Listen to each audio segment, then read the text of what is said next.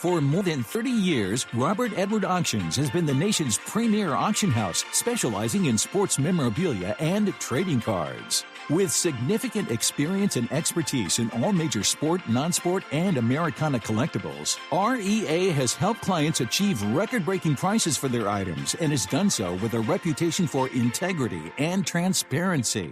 By actively partnering with collectors and enthusiasts throughout the entire process, REA has created the hobby's most trusted forum for selling high-quality collectibles. Go to robertedwardauctions.com for more information on how to buy or sell in their next auction. Experience, quality, consistency, and the quickest turnaround times in the grading industry? We are proud to partner with SGC Grading. Check them out at www.gosgc.com.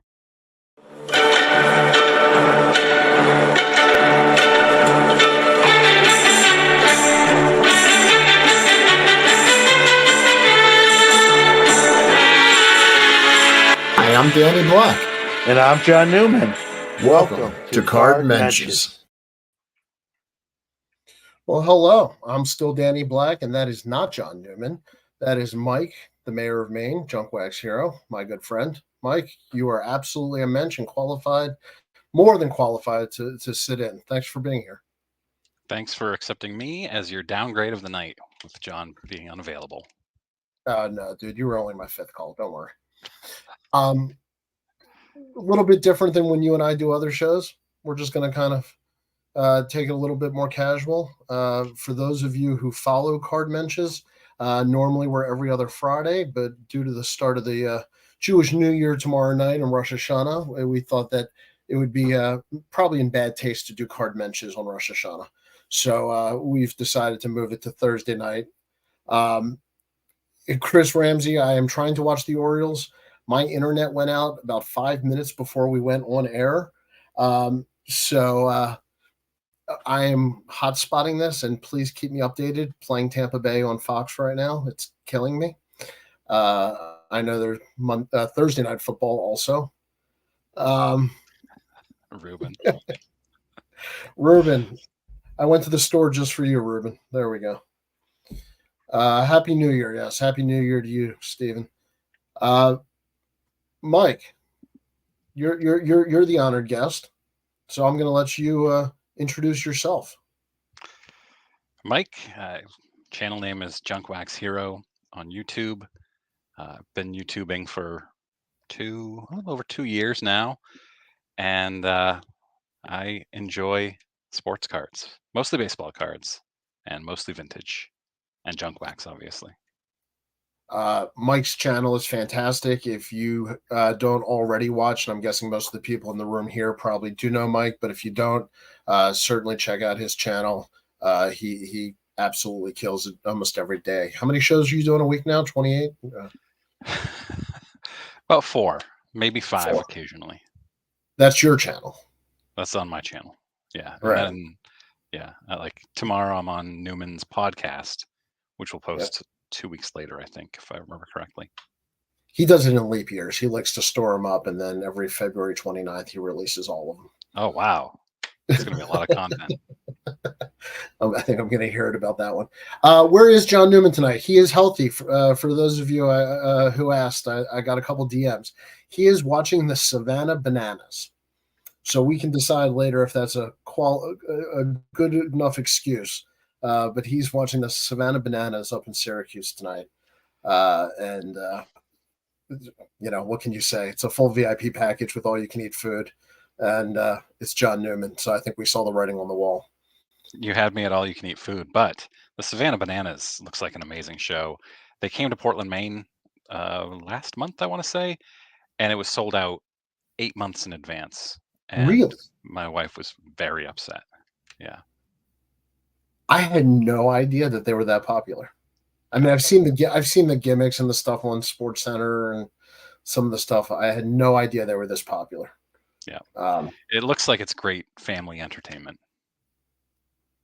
He's enjoying all you can eat beef jerky or jersey. I don't know at the game. Probably John would eat beef jersey. If it was me, yeah, he probably would.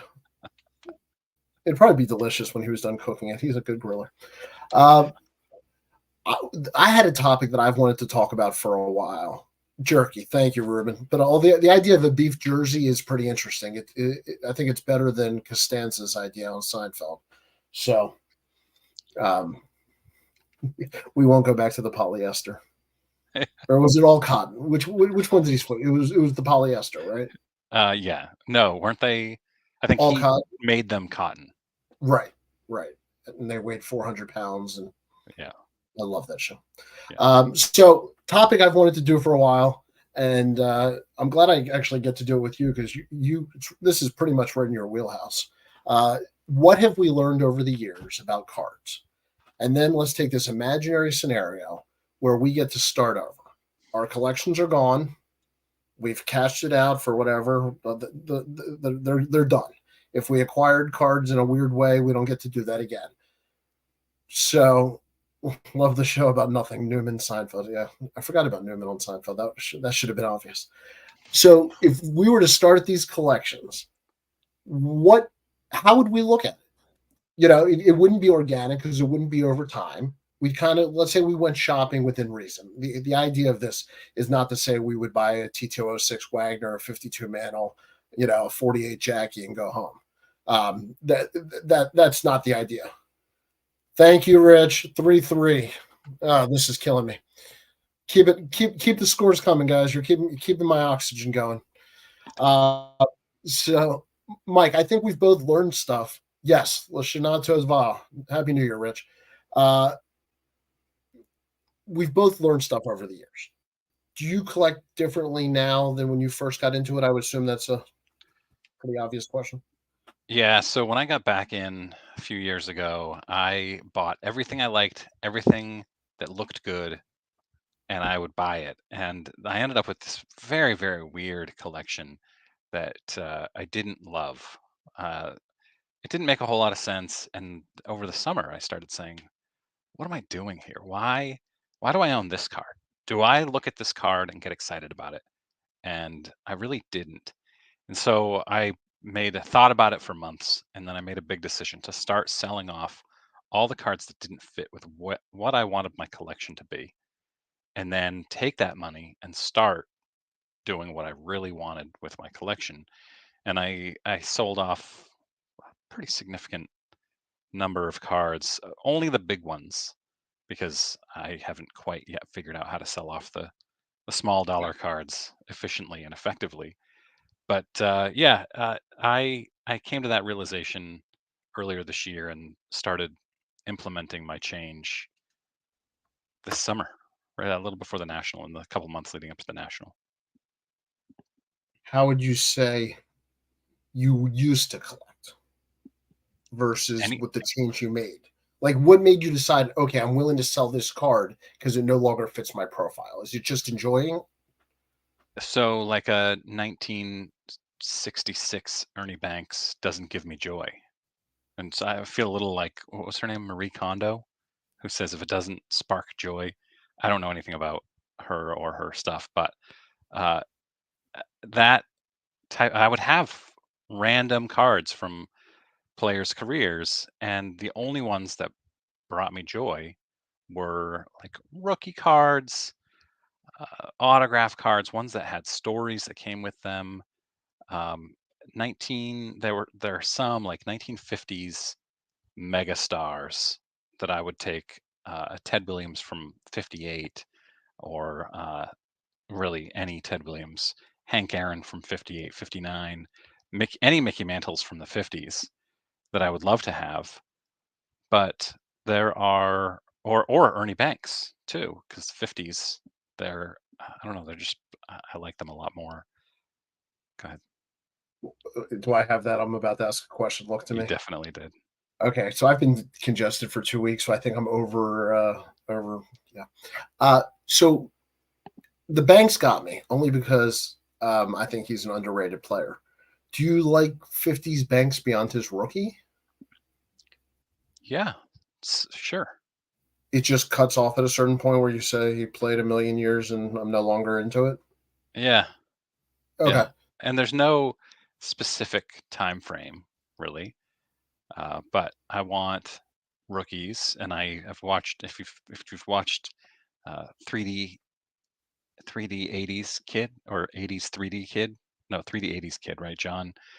And he talks a lot about how he doesn't want rookie cards because they're not cost effective. He only wants second year cards. I'm the opposite. I appreciate his strategy and I get it, but I want the rookies, and I will wait. I'll be patient for the rookies, and I want rookies autographed. I'm never going to get a Hank Aaron rookie autographed or a Mickey Mantle rookie autographed, but I'll be happy to have any of those guys and their cards from the 50s. Okay. Rich, we have 3 channels, but I appreciate that, buddy. Rich said the 66 Banks is an easy card. Does that play into it for you, Mike? What do you mean? That they're common? The scarcity? Yeah, maybe a little bit. Yeah, and I think this is exactly to that point. Yeah. Pretty highly produced card. Yeah. And he was already a star by the later years. Now, this might speak to your point. So the values and the cards tend to be more common because people collected and held them to the stars. Yeah, it's less about value. I don't think about value of my cards after I buy them, which seems strange. But once I do a lot of research on value because I don't want to pay full price. I want to get it for a bargain, and so I'll be patient. Mike fits in fantastic on card mentions, everybody. Oh, man. I'll wait. I'll be patient, and then once I've paid for it, I will never think about the value of that card again. You'll never think about the value, or it doesn't matter. There's 2 different things to me. It does matter, absolutely, but I never think about it again. I don't have an app that tracks the value of my players or my cards. That just doesn't occur to me at all. But I do want my cards to have value someday. So in 30, 40 years, when I'm dead, I want my family to call up Chasing Cardboard or Chris Sewell and say, "Hey, I've got this great collection. Come by." Or Baltimore Sports Collectibles, Danny Black. Who? So some guy who occasionally does some brokering. Chris, my favorite player to collect is Yaz, Carly Ostremski, but Pedro Martinez, Ken Griffey Jr., those guys are my favorites. Do you seek them out now as part of your new mantra? Yeah. Les Griffey.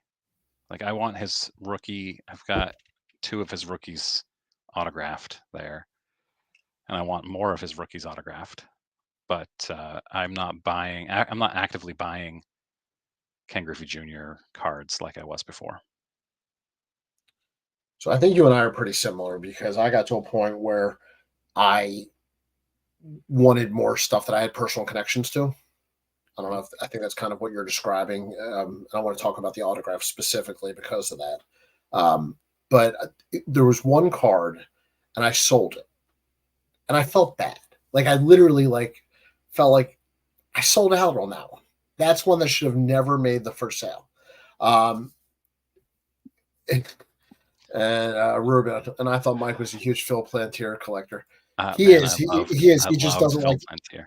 He doesn't want to pump and dump. He's keeping that below the radar. He hit those. What was that? 1990 or 91 when he hit those 11 home runs in 44 games, maybe. Yeah, man. And he had tree trunks for thighs. And I was just a little kid, and I was like, "This guy is so big. He's going to hit 1 million home runs." Can I tell you how many Mike Greenwell cards I had? Oh, I still have a lot. Mike Greenwell's nephew or Mike Greenwell's son follows me on Instagram. Oh, well, what's up, Mike Greenwell's son? Nephew? His nephew. Nephew? Yeah, I posted a rookie autograph of Greenwell, and he followed me and said, "That's my uncle," and he's posted things with him before. Very cool. Yeah. So I went through, and the card I sold was. Let me see if I. Greenwell should have been MVP in '88, by the way. Greenwell should have had a much better.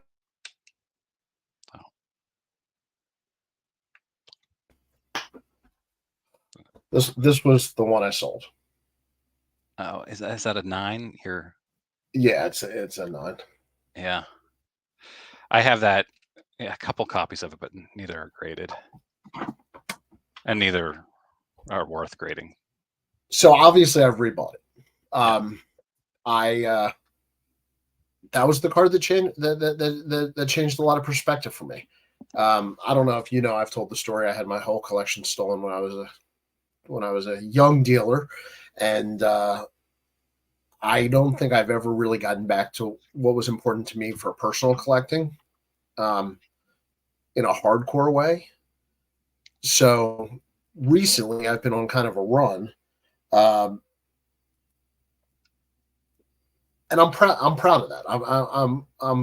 I feel better when I make purchases now. Do you feel differently? Do you have a different like visceral reaction to getting a card now? Yeah, I felt like I was hoarding before. I just see a card I wanted, see a card I liked, and I would buy it, and then there was no connection to them. There was no I would get it and I'd get excited for a second, and then I would put it away, and never felt any need to take it back out again and look at it. And now I buy fewer cards, but they're more meaningful, and they have formed a collection that I take out and I look at, and I'm proud of it and I enjoy it. So, yeah, that's what's important to me. So that's where I think the autographs are tie right in with what you're saying. Talk to me about how the autographs came to be part of your collection. Oh boy, that's a good question. I first heard about TTM through the mail autographs at the end of 2021. I don't remember how, but I enjoyed autographs at that time. And it's hard for me to explain why I enjoy autographs. It's just they're different. It's not like I can get a junk wax card that holds zero financial value and get it autographed, and all of a sudden it has some financial value, but even more personal value to it. Even if it's just a 1988 Roberto Alomar that's worth $15. I enjoy that a lot more than a 1988 Roberto Alomar that's not autographed, and it gives junk wax cards less. I feel like junk wax is pejorative, and when you when you get it autographed, Way to I don't know. defend junk wax. Yeah. Uh, Rich, I Well, know he had that 40-40. I hardcore know opinion. Canseco had the 40-40 season, but my point is Canseco was juicing, which is why Greenwell should have won. Anyway, um, so I started doing TTM over Christmas vacation in 2021, and I sent the first one off to Stump Merrill, which Okay. why would you send it to Stump Merrill? Well, I was a huge Red Sox fan. Stump Merrill was the Yankees manager in the early 90s when at the peak of my fandom, but he was also 5 houses down the street from me, and he was super nice to me. All right. I got to So ask, did you mail it or put it in the mailbox?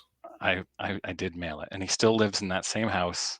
I don't live down the street from him anymore, but Okay. we do live fairly close to each other. But he still lives in that same house. I thought it'd be weird if I rode my bike over to his house because it's not terribly far away. I'd be like, hey, Well, I'd still put it in the mailbox, but yeah. And safe then to I was say. hooked. I was hooked from there. I can just mail cards to people and have them sign them. This is awesome. Most of, I shouldn't say most of, a good bit of your bottom row is autograph cards.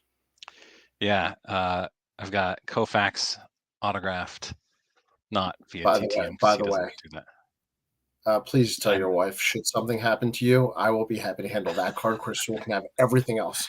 it is in quite poor condition here. I'll show you. And there's another mantle there behind it, also not autographed. Say, anytime you're not happy with that, let me know. It's not gonna happen. It comes with the story, and I'm a storyteller. I love stories. Uh, Dwight Evans rookie, Marichal rookie, Rafael Devers rookie, Griffey Jr. rookie,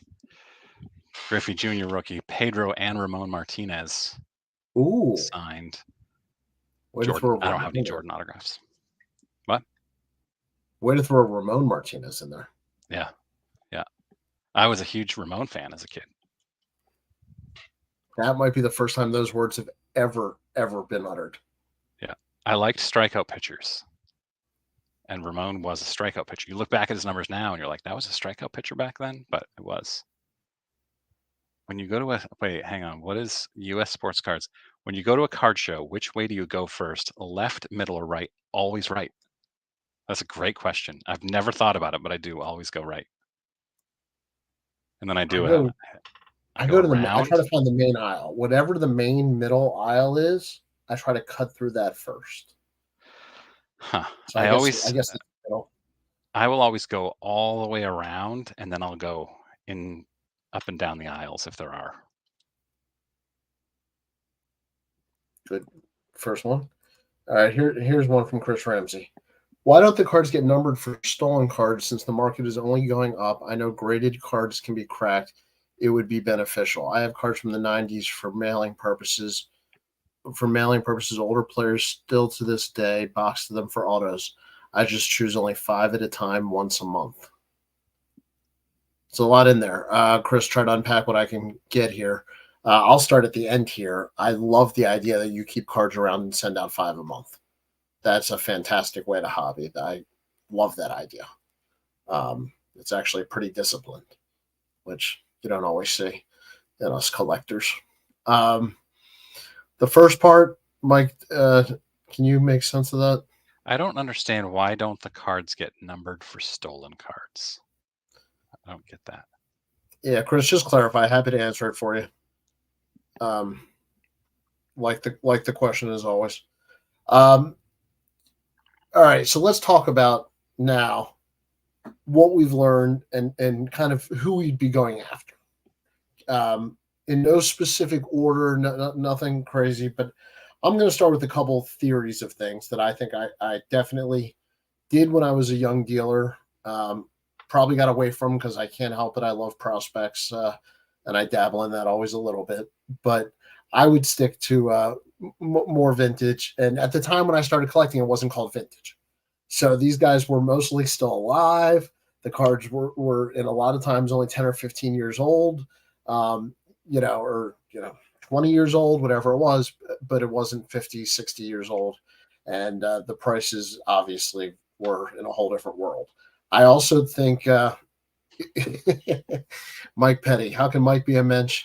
He's too tall. Yes, we are a shorter people, but Mike's a guest mensch tonight.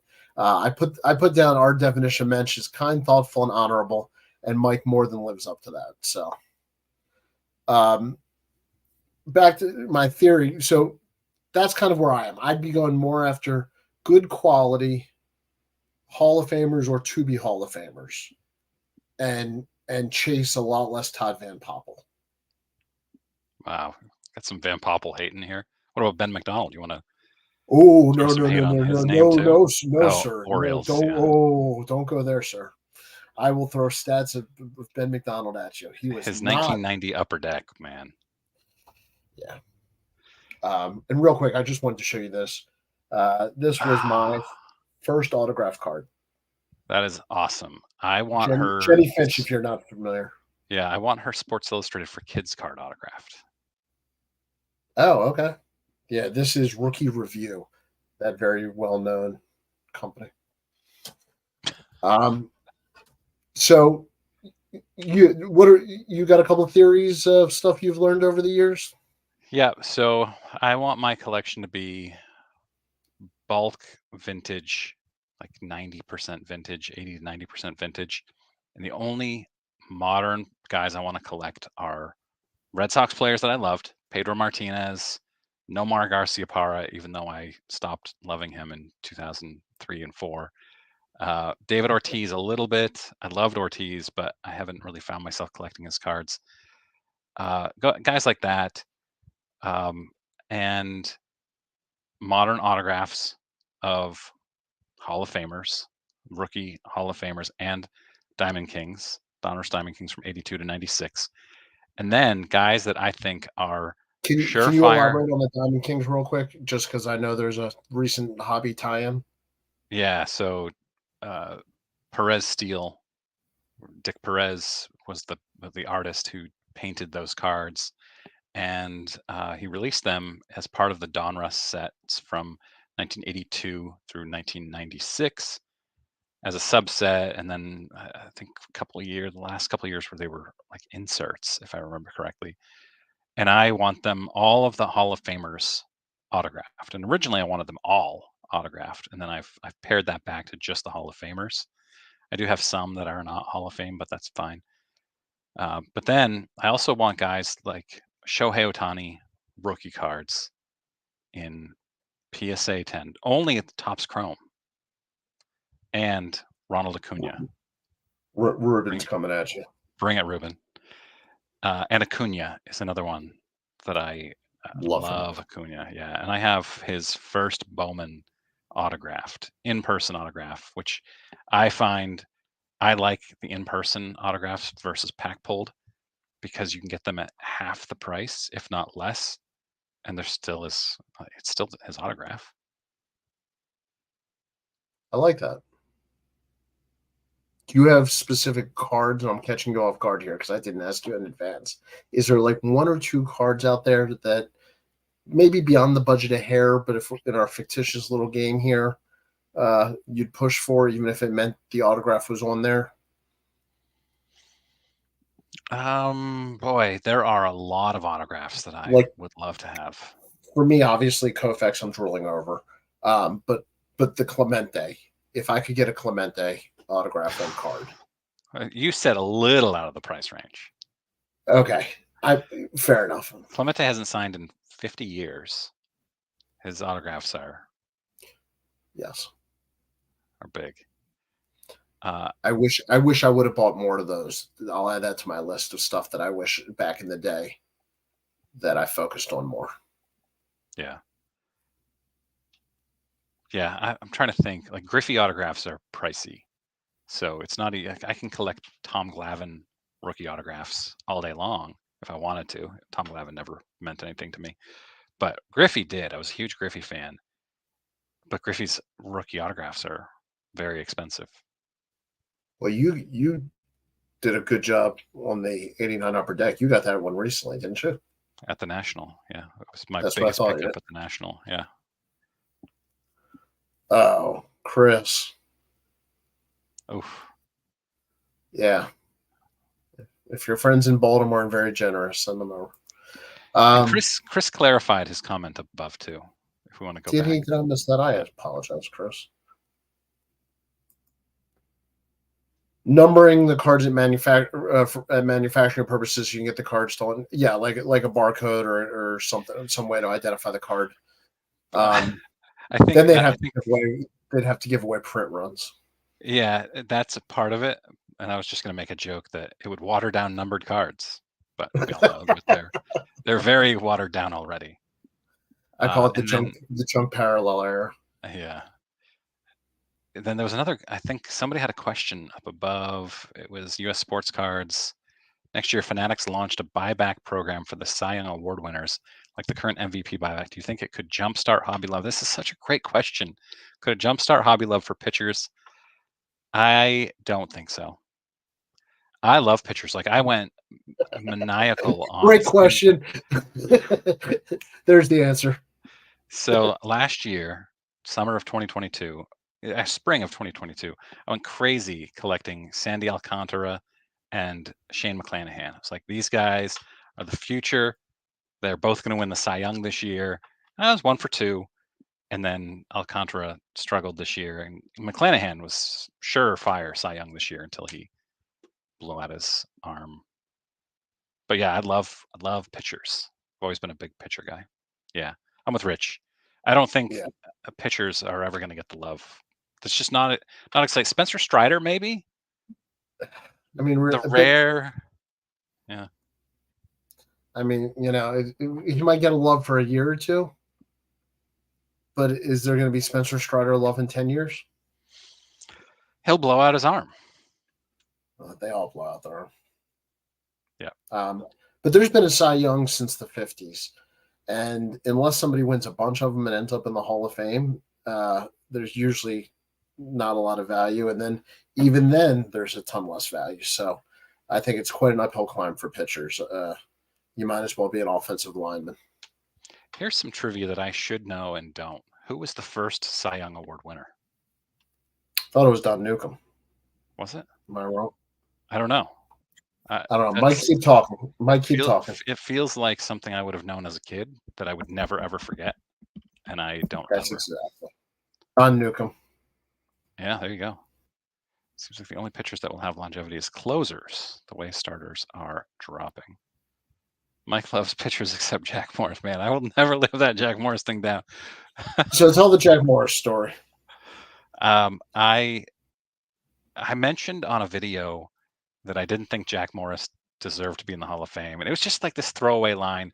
And I got so many comments about it. And I said, okay, I've got to do a video. I mean, people were really mad about this line. So I did a video that broke down the argument for Jack Morris. And I think I had a smile on my face the whole time. And boy, did it make people mad. Look, Really? I love the Hall of Fame arguments, but I really don't care. And like, it's good for Jack Morris. Jack Morris was a notorious jerk, which is a large part of. I don't think Harold Baines deserves to be in the Hall of Fame either, but he doesn't bother me. Jack Morris, because he's from Maryland and he's a Mensch. Just to be clear. Okay. But man, that video got so much hate, and it was still is my most hated video ever. People still bring it up all the time, and Chris Sewell in our episode, the series that he and I have started, has sworn to bring it up every single episode. And I get the 2 episodes we've done so far, he's brought it up, and I get so many questions about it in the comments. Well, that you've gotten enough already filling in that it blew me away. So, if Jack Morris listens to this podcast, he'll throw in his 2 cents. I mean, now that you have Mike Greenwell's nephew, as a fan, all things are popular. Jack Morris's nephew. That's what we want. We want Jack Morris's nephew to weigh in. Yeah, I got an email today of a longtime subscriber sent me a picture. I guess he was at a Jack Morris signing, and said, he's got all the cards in front of him. He said, "Any of these cards yours, Mike?" Every day I get something that's Jack Morris related. That is. Well, now I know what to send you. That and things that kids don't say. Yeah. I want you to know, and I'll share the story that way. Uncle Rich, and before the Jack Morris comment, to think I respected your opinion. Sarcastic font. I'm surprised you ever respected my opinion, Rich. That's the real question here.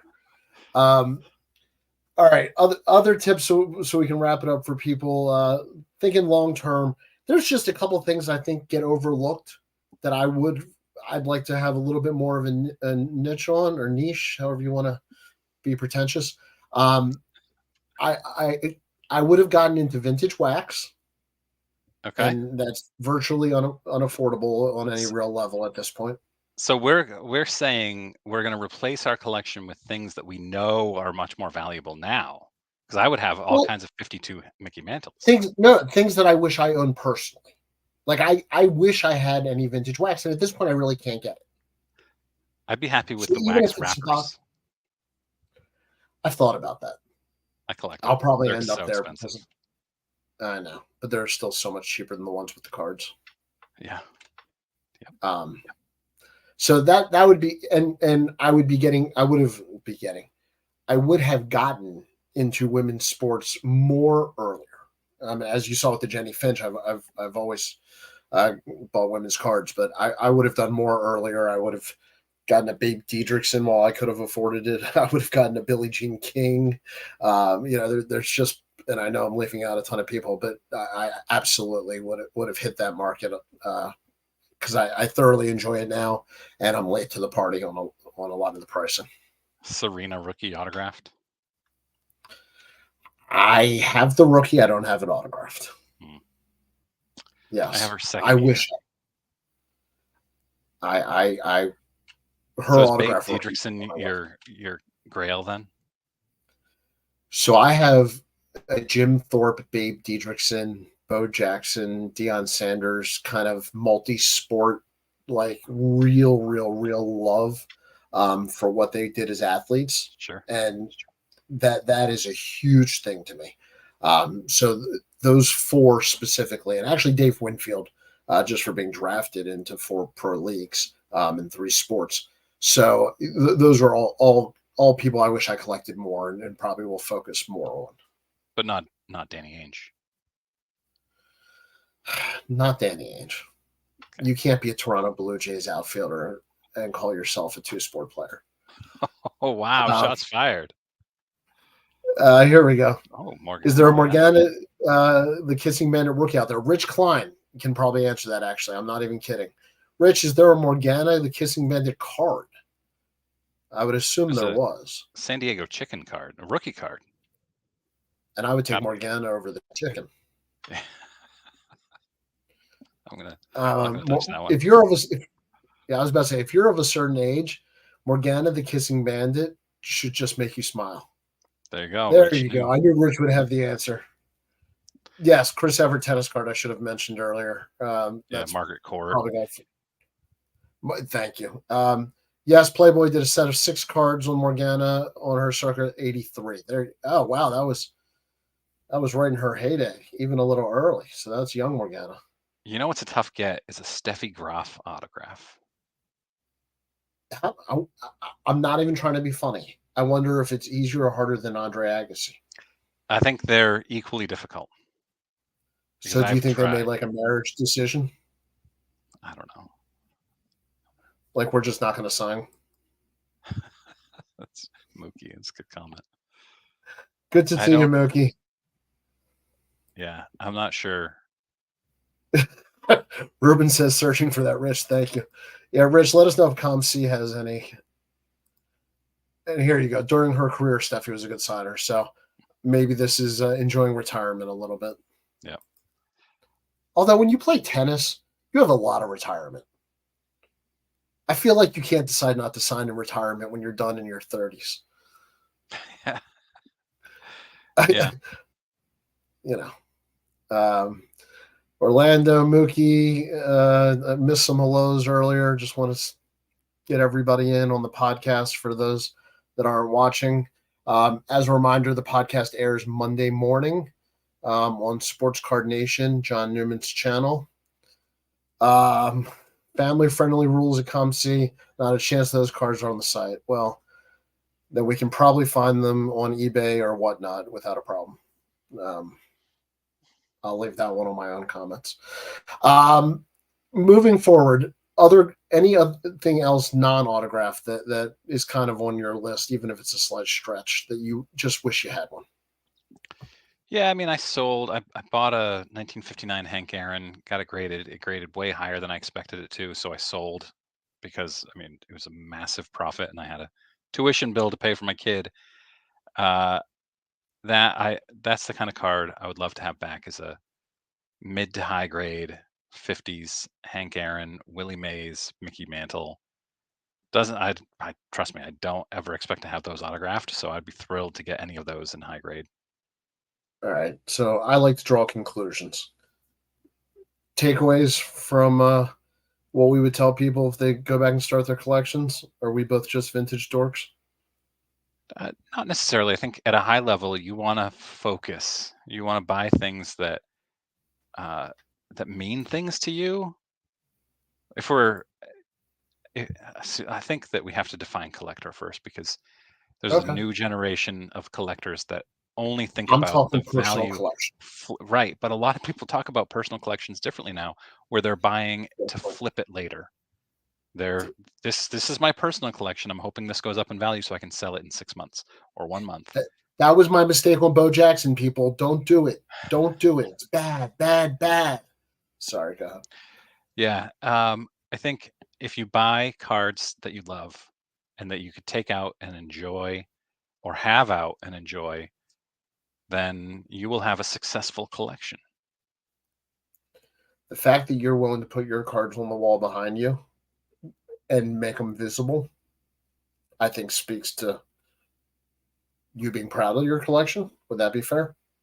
Yeah, for sure. I mean, I'd love to replace some of these with improvements.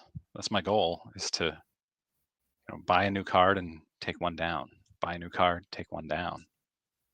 There you go. Well, when you take down Sandy, let me know. That's my second favorite card in my entire collection. So is first, yes. No, it's my Bob Cousy rookie autograph. Oh, that's right. I knew that. I did know that. That's very cool, by the way. I tell you every time. Show it.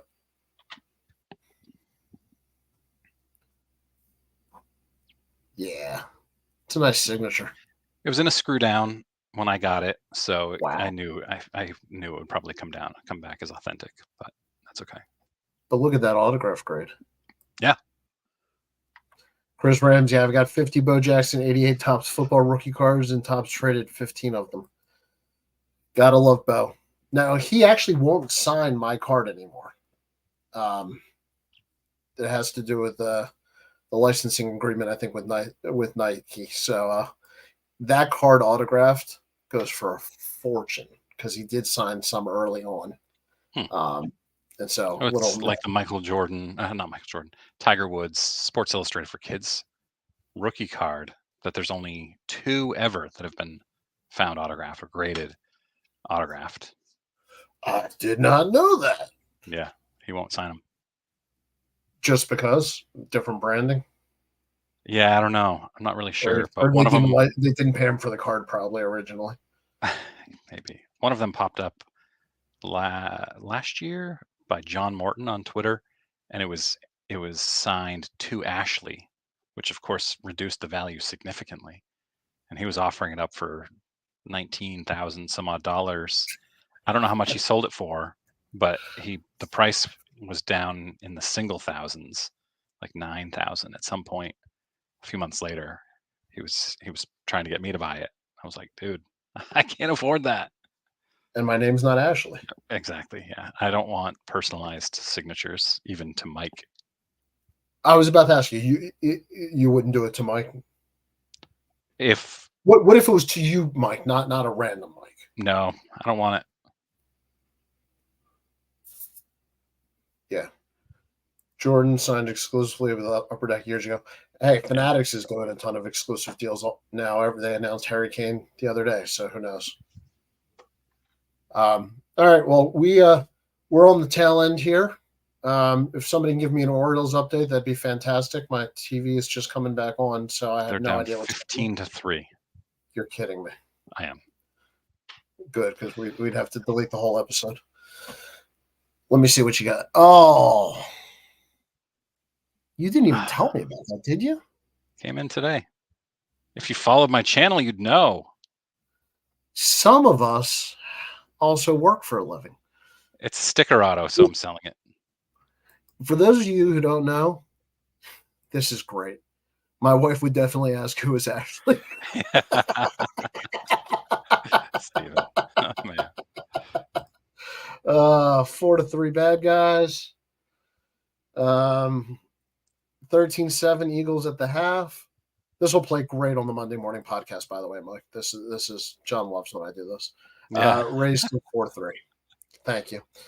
All right, guys, we're going to wrap it up tonight. Mike, I want to thank you tremendously for being a fill-in mensch. Anything else you want to pass along, or did we hit it all? It's going to be awesome when I'm showing my cards on the podcast. People are going to love that. Oh, I do it all podcast stuff. This is way past my bedtime, so I really appreciate you guys tolerating me. I really wasn't sure what happened past 9 p.m., so this is cool. Thanks for having me on and showing me. And he's not exaggerating, guys. I've texted him at 9:04 and don't get a response until 5 a.m. the next morning. Hey, I truly don't mind texting you late, so fair is fair.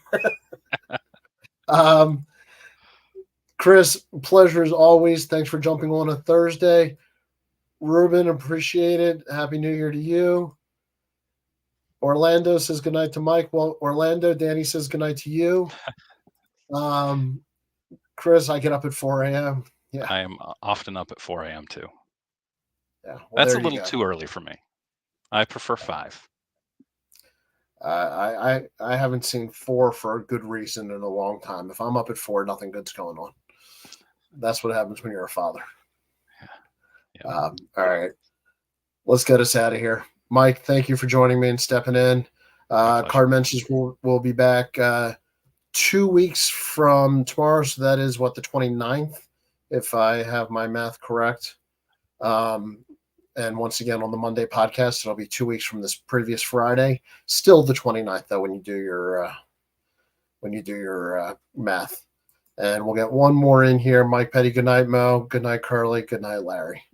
There we go. Petty always kills me. I love that. All right. Fantastic. Thank you, my friend. I'm going to play this out. I will see you in the green room. All right.